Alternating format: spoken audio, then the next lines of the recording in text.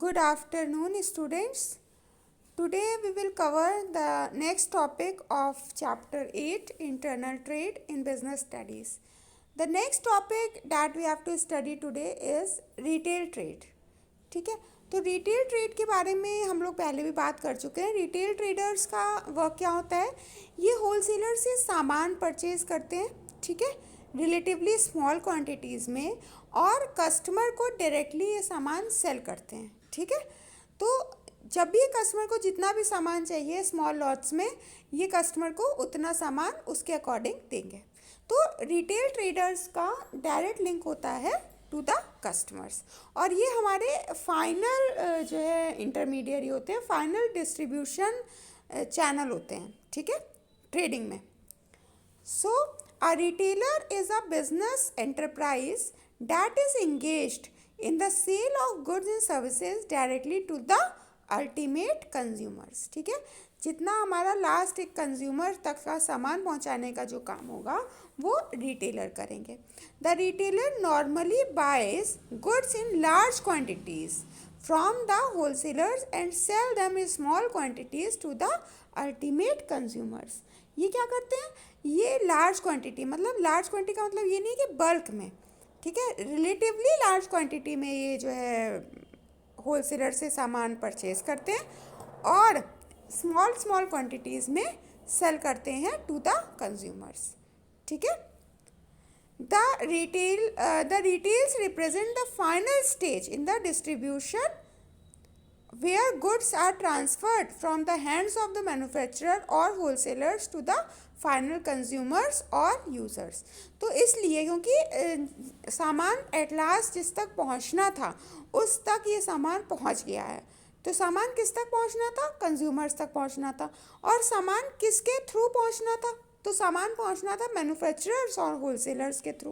तो इसलिए क्योंकि मैन्युफैक्चरर्स या होलसेलर्स के थ्रू सामान कंज्यूमर्स तक पहुंच जाता है, इसीलिए रिटेलर्स को हम फाइनल स्टेज बोलते हैं अपने डिस्ट्रीब्यूशन ऑफ गुड्स में. ठीक है, retailing is this that branch of business which is devoted to the sale of goods and services to the ultimate consumers for their personal and non business use. There may be different ways of selling the goods via personally on telephone or through vending machines. Also, the products may be sold at different places, which is in the store, at the customer's house, or any other place. Some of the common situations that we encounter in our daily life, for example, are the sale of ball pens or some magic medicines or book of jokes in the roadways buses, the sale of cosmetic detergent powder on door-to-door sale basis, and the sale of vegetables by the roadside by the small farmers. But as long as the goods are sold to ultimate consumers, these will be treated as case of retailing selling. Thus, irrespective of how the products are sold or where the sale is made, if the sales are made directly to the consumer, it will be considered as retailing. तो बच्चों इसमें ये बताया गया है कि जो retailing होती है वो कई तरह से हो सकती है, कई जगह पर हो सकती है. जैसे आपने देखा होगा एक जो हमारी कॉलोनी वगैरह में सर पे या ठेले पे जो सामान बेचते हैं, जैसे सब्ज़ी वाला हो गया, या हाथ में या सर पे या कंधे पे रख करके सामान बेचते हैं. उसी तरीके से अगर हम देखें कि वो साइड में अपनी जो रोड होती है उसके साइड में छोटी छोटी दुकानें सब्जियों वगैरह की लगाए रहते हैं, वहाँ से लेकर के बड़े से बड़े डिपार्टमेंटल, आप सिटी कार्ट की बात कर लें, आप मॉल्स की बात कर लें, तो वहाँ तक का अगर हम कहें तो कस्टमर तक सामान पहुँचाने के बहुत सारे मीडियम होते हैं, बहुत सारे रिटेलिंग के टाइप्स होते हैं. ठीक है, आपके सिलेबस से ये पार्ट डिडक्ट हो गया है, वरना आप पढ़ते हैं कि आप रिटेल ट्रेडिंग में कौन कौन से टाइप्स होते हैं. ठीक है, इसमें इंटीरियरेंट ट्रेडर्स आते हैं, चीप जैक्स आते हैं, ठीक है, जो है डिपार्टमेंटल स्टोर्स भी इसके अंदर आते हैं, बहुत सारे काइंड्स हैं. तो मतलब सिर्फ यहाँ पर कहने का मतलब ये है कि अगर हमारा सामान फाइनली कस्टमर तक पहुँच रहा है एक सेलर के थ्रू, जो कि एक रिटेल सेलर है। तो सामान को पहुंचाने का जो है मीडियम कोई भी हो, तरीका कोई भी हो सामान को सेल आउट करने का, लेकिन उसको आप कंसीडर करेंगे कि वो रिटेल ट्रेडिंग ही है। तो एक सब्जी वाले से लेकर के एक मॉल में जो सामान आपको बेच रहा है पर्सन, वहाँ तक का जो भी सामान है सेल करने का जो भी तरीका है, that all will be considered under retail trading. A retailer performs different functions in the distribution of goods and services। ठीक है, बहुत सारे अलग अलग टाइप के फंक्शंस हमारा रिटेलर परफॉर्म करता है सामान को डिस्ट्रीब्यूट करने में। He or she purchases a variety of products from the wholesale distributors and others, arranges for proper storage of goods, sells the goods in small quantities, bear business risk, grades the product, collects market information, extends credits to the buyers, and promotes the sale of products through display participation in various schemes, etc। तो जो retailer होता है वो बहुत सारे additional functions perform करता है। जैसे कि अगर हम फंक्शंस की बात करें तो कौन कौन से फंक्शंस वो परफॉर्म करता है, वैरायटी ऑफ प्रोडक्ट्स हम हमारे होलसेल डिस्ट्रीब्यूटर से लेता है। ठीक है, उसी जो सामान को उसने लिया उसको प्रॉपरली वो स्टोर करेगा। ठीक है, स्मॉल क्वांटिटीज़ में हमारे जो कस्टमर है उनको सेल करेगा, जो भी टाइप का बिजनेस रिस्क है उसको बियर करेगा, सामान की ग्रेडिंग करेगा। ठीक है, मार्केट की इंफॉर्मेशन कलेक्ट करेगा कि कस्टमर को क्या चाहिए, कस्टमर को क्रेडिट फैसिलिटी प्रोवाइड कराएगा। ठीक है, प्रोडक्ट्स को प्रॉपरली डिस्प्ले करेगा ताकि जो कस्टमर है उस प्रोडक्ट की तरफ अट्रैक्ट हो, और भी बहुत सारी चीज़ें रिटेलर परफॉर्म करता है।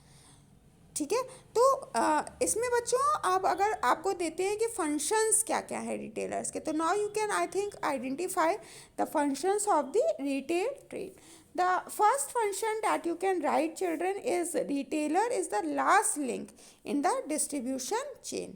ठीक है, क्यों रिटेलर, अभी हमने पढ़ा था कि रिटेलर जो होता है वो हमारी डिस्ट्रीब्यूशन चेन में फाइनल, या अगर हम कहें तो लास्ट लिंक होता है, क्योंकि सामान जिस तक पहुंचना था, जिस तक मतलब कस्टमर्स तक पहुंचना था, और रिटेलर ने सामान फाइनली कस्टमर तक पहुंचा दिया है। That is why he is acting as a last link in the distribution chain. The another point that you can write children is retailer sells the goods or services directly to the consumers।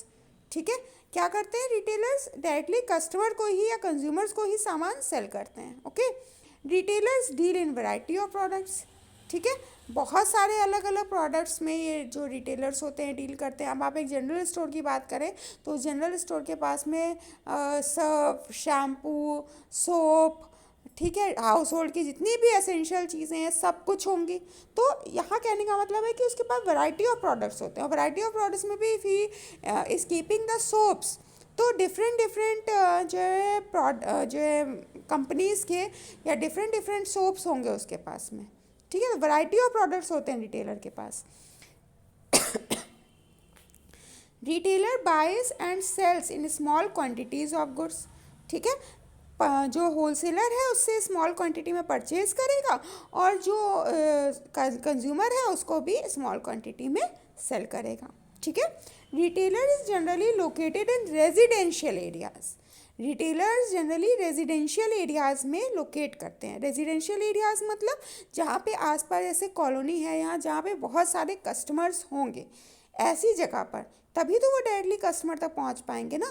तो residential areas का यही मतलब है कि वो जो retailers होते हैं वो जनरली ऐसे एरियाज़ में अपनी शॉप्स को इस्टेब्लिश करते हैं जहाँ पे पब्लिक ज़्यादा हो। Retailers maintain personal relations with the customer. Retailers जो होते हैं वो जो है उनका डायरेक्ट लिंक होता है कस्टमर से, इसलिए इनका पर्सनल रिलेशन होता है। डायरेक्टली जो भी इंफॉर्मेशन चाहिए इनको कस्टमर से मिलती रहती है from time to time. Retailers may contact the customers on telephone, internet, TV और थ्रू हिज रिटेल शोरूम्स। ठीक है, रिटेलर्स जो होते हैं वो हाँ जो है कस्टमर से वेरियस तरह से जो है कांटेक्ट कर सकते हैं, पर्सनली, टेलीफोन्स के थ्रू या वेंडिंग मशीन्स के थ्रू, इंटरनेट पे, कैसे भी। तो जो कांटेक्ट करने के बहुत सारे सोर्सेज होते हैं रिटेलर के पास। Retailers as as a middle man between the wholesalers and customers. Retailers क्या होता है, मिडिल मैन होता है होलसेलर और कस्टमर्स के बीच का। होलसेलर से सामान खरीदता है और कस्टमर्स को वही सामान वो सेल आउट करता है। ठीक है, इसलिए इसको मीडियम माना गया है दोनों के बीच का। तो I think children that the meaning of retail trade is now clear to you all and the functions are also clear to you all. Okay, now let's move towards the services of retailers. So there are the services that are provided by the retailers to the manufacturer and wholesalers are, the first one is help in distribution of goods.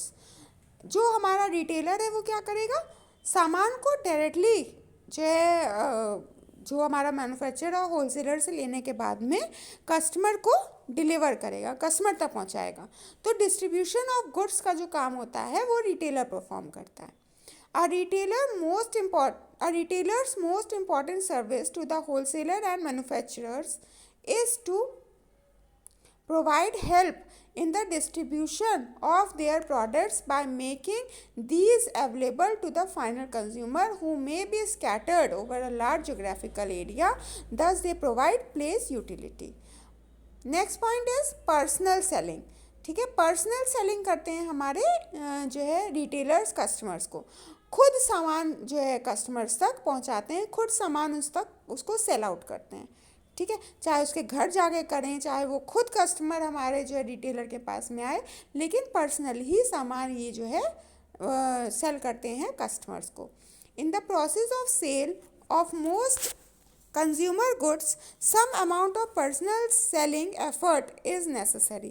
By undertaking personal selling efforts, the retailer reveal the producers of this activity and greatly help them in the process of actualizing the sale of the products. Third point, enabling large scale operations. क्यों? क्योंकि जो retailer है वो जो है directly time to time हमारे customer को सामान सेल आउट कर रहा है. इससे क्या हो रहा है, जो हमारा मैन्युफैक्चरर है वो लार्ज स्केल का प्रोडक्शन कर सकता है. ठीक है, on the account of retail services the manufacturer and wholesaler are freed from the trouble of making individual sales to customer in small quantities. This enables them to operate on a relatively large scale and thereby full concentrate on their other activities. Fourth point, collecting market information. जो हमारा retailer होता है वो market information को collect करता है. कैसे? इसका डायरेक्ट कांटेक्ट होता है हमारे जो है कस्टमर के साथ में. ठीक है, तो कोई भी मार्केट की इन्फॉर्मेशन है, उसके टेस्ट है कस्टमर का, उसके प्रेफरेंसेस हैं, कंपटीशन है, ये सारी की सारी इन्फॉर्मेशन कलेक्ट करना और उसको मैन्युफैक्चरर्स तक या होलसेलर तक पहुंचाना, ये काम होता है रिटेलर का. As retailers remains in direct and constant touch with the buyers, they serve as an important source of collecting market information about the taste, preferences and attitudes of customers. Such information is considered very useful in taking important marketing decisions in an organization. Fifth point, helps in promotion. ठीक है, promotion में help मिलती है. जो भी products हैं उनका promotion directly कर सकता है. क्यों? कैसे? ये कस्टमर के डायरेक्ट कांटेक्ट में होता है, कस्टमर को खुद बता सकता है कि इस प्रोडक्ट का क्या क्या यूज़ है, डायरेक्टली उस प्रोडक्ट को ये प्रमोट कर सकता है. ठीक है, from time to time manufacturers and distributors have to carry on various promotional activities in order to increase the sale of their products. For example, they have to advertise their products and offer short-term incentives in the form of coupons, free gifts, sales contests, and so on. Retailers participate in these activities in various ways and thereby help in promoting the sale of the products. ठीक है, now the services of retailers towards the customers. क्या क्या customers की तरफ इसकी services होती हैं. First is regular availability of products. Customer को जब भी सामान की ज़रूरत है ये उसको सामान पहुंचाएंगे, ये उसको सामान जो है प्रोवाइड करवाएंगे. तो रेगुलर अवेलेबिलिटी होती रहती है प्रोडक्ट्स की कस्टमर के पास में. ये काम करता है रिटेलर कस्टमर के लिए. सबसे पहला सबसे मेन काम है.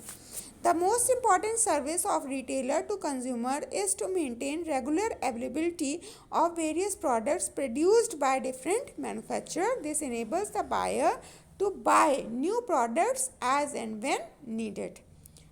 न्यू प्रोडक्ट इन्फॉर्मेशन, जो भी नए प्रोडक्ट की इन्फॉर्मेशन है ये उन प्रोडक्ट की इन्फॉर्मेशन को प्रॉपरली समझाएगा कंज्यूमर्स को, ठीक है। तो कोई भी एफर्ट नहीं लेना पड़ता है हमारे मैन्युफैक्चरर और होलसेलर्स को, डायरेक्टली ये कस्टमर को पर्सनली जा करके या पर्सनली ये कस्टमर को बताते हैं कि ये नया प्रोडक्ट है, इसको कैसे यूज़ करना है, ठीक है, इसका क्या क्या यूज़ है, इसके क्या क्या स्पेशल फीचर्स हैं, इस टाइप की जो भी इंफॉर्मेशन है ये प्रोवाइड करवाता है। Bye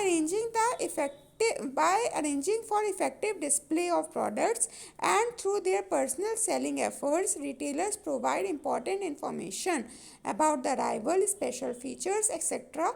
of new products to the customers. This serves as an important factor in the buying decision making process of the purchase of such goods. और इससे जो है कस्टमर जो है वो आसानी से डिसीजन ले सकता है कि उसको प्रोडक्ट परचेज करना है या नहीं करना है।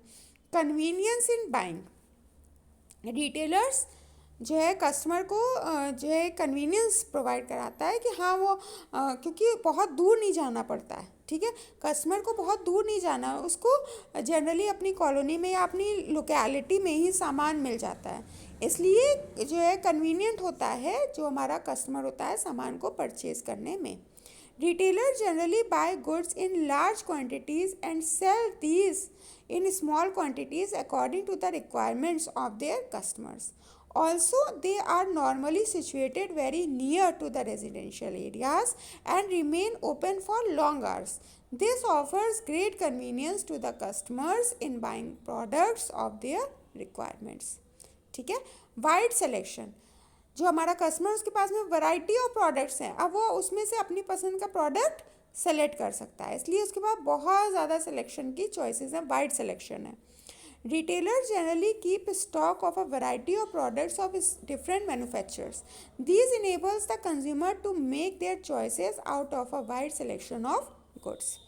After sale services, after sale services का क्या मतलब हुआ, कस्टमर को सामान बेच दिया, उसके बाद में भी कस्टमर को कोई प्रॉब्लम आ रही है तो भी जो है रिटेलर्स को प्रोवाइड कराएगा। अब ऐसे एग्जांपल लें, अगर इसमें टीवी, ठीक है, एक एलईडी टीवी है तो जो है उसमें अगर कस्टमर को नहीं उसको ऑपरेट करना आ रहा है, कैसे इसको ऑपरेट करना है, कैसे लगाना है, कैसे काम करेगा, तो जो एक जो है उसका एजेंट होता है, ठीक है, रिटेल शॉप का जो एजेंट होता है वो कस्टमर के घर तक जाता है, उसका पूरा सेटअप करके उसको जो है प्रॉपरली हैंड ओवर करके समझाने के बाद में, मतलब सामान सेल हो गया उसके बाद में भी उसकी हेल्प हो रही है, ठीक है, ये भी काम रिटेलर प्रोवाइड करता है।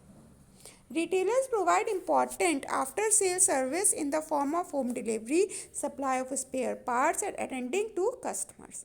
This becomes an important factor in the buyer's decision for repeat purchase of the product. और इससे खुश होकर के, सेटिस्फाई होकर के जो हमारा कंज्यूमर है, कस्टमर है, वो रेगुलर कस्टमर बन जाता है उस रिटेलर का। प्रोवाइड क्रेडिट फैसिलिटी, कभी कभी क्या होता है जो हमारा रिटेलर होता है वो क्रेडिट बेसिस पे भी सामान सेल करता है हमारे कस्टमर्स को। The retailers sometimes provide credit facility to their regular buyers, this enables the latter to increase their level of consumption and their buy their standard of living. Okay, so children, the next topic of this chapter is now deleted from your syllabus. Types of retail trading अब आपको नहीं पढ़नी है। इसके बाद में भी बच्चों एक टॉपिक दिया हुआ है गुड्स एंड सर्विसेज टैक्स आपके चैप्टर में, ठीक है, वो भी टॉपिक आपको नहीं कवर करना है, ठीक है, आपका एक टॉपिक है यहाँ पर, और मैम आपको आप देखते चल सकते हैं, ये है आपका गुड्स एंड सर्विस टैक्स, ये भी अब आपको नहीं पढ़ना।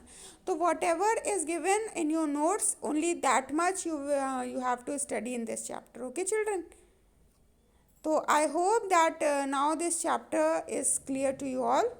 Okay, please go through this chapter by your notes once again. Okay, read all the services, prepare it very thoroughly, ठीक है। Thank you children, have a nice day, God bless you all.